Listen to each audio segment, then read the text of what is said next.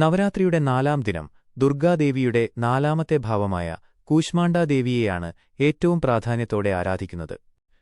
കൂശ്മാണ്ഡാദേവിയുടെ ഐതിഹ്യം.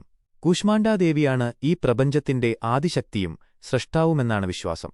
ഈ ദേവീഭാവത്തിന്റെ ഉത്ഭവത്തെക്കുറിച്ച് പറയുന്ന ഐതിഹ്യം ഇപ്രകാരമാണ്. അന്ധകാരത്തിൽ നിന്നുള്ള സൃഷ്ടി. പ്രപഞ്ചം മുഴുവൻ ഇരുളും ശൂന്യതയും നിറഞ്ഞ ഒരു അണ്ഡമായി ഗോളം കിടന്നിരുന്ന കാലത്ത് ഒന്നിനും ഒരു രൂപമോ പേരോ ചലനമോ ഇല്ലായിരുന്നു. അപ്പോൾ കൂശ്മാണ്ഡാദേവി ഒരു ചെറിയ പുഞ്ചിരിയോടെ ആവിർഭവിച്ചു. ഊർജ്ജം നൽകിയ ദേവി.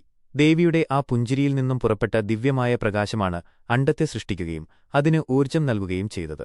ഈ ഊർജ്ജത്തിൽ നിന്നാണ് സകല ജീവജാലങ്ങളും ചരാചരങ്ങളും സൂര്യനും ഗ്രഹങ്ങളുമെല്ലാം ഉടലെടുത്തത്.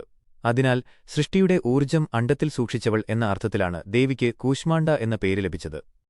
കൂശ്മാണ്ഡാദേവിയാണ് സൂര്യമണ്ഡലത്തെ നിയന്ത്രിക്കുന്ന ദേവീഭാവം എന്നും വിശ്വസിക്കപ്പെടുന്നു. ദേവിയുടെ ശക്തി കൊണ്ടാണ് സൂര്യൻ പ്രകാശിക്കുകയും പ്രപഞ്ചത്തിൽ ഊർജ്ജം നിലനിൽക്കുകയും ചെയ്യുന്നത്.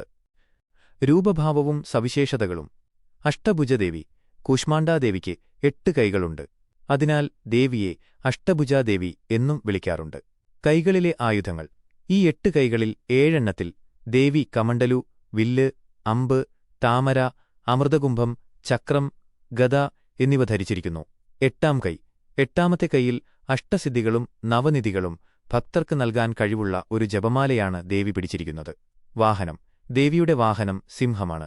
ചക്രം. യോഗശാസ്ത്രമനുസരിച്ച് കൂശ്മാണ്ഡാദേവി മനുഷ്യശരീരത്തിലെ അനാഹത ചക്രത്തെയാണ് ഹൃദയചക്രം പ്രതിനിധീകരിക്കുന്നത്.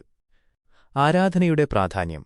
നവരാത്രിയുടെ 4-ാം ദിവസം കൂശ്മാണ്ഡാദേവിയെ ആരാധിക്കുന്നത് ഭക്തർക്ക് താഴെ പറയുന്ന ഫലങ്ങൾ നൽകുമെന്നാണ് വിശ്വാസം. 1.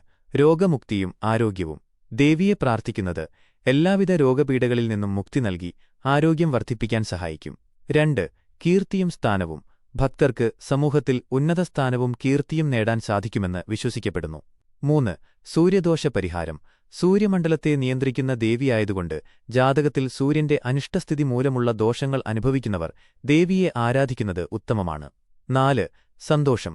ജീവിതത്തിലെ കഷ്ടപ്പാടുകൾ അകറ്റി സന്തോഷം പ്രദാനം ചെയ്യുന്ന മൂർത്തിയാണ് കൂശ്മാണ്ഡാദേവി. 4-ാം ദിവസത്തെ ആരാധനയിൽ ദേവിക്ക് ഏറ്റവും പ്രിയങ്കരമായ ചുവന്ന പുഷ്പങ്ങൾ കൊണ്ടുള്ള പൂജയാണ് നടത്തുന്നത്. കൂടാതെ ദേവിക്ക് മധുരപലഹാരങ്ങളും മാൽപ്പുവ, ഹൽവ പോലുള്ളവ സമർപ്പിക്കാറുണ്ട്.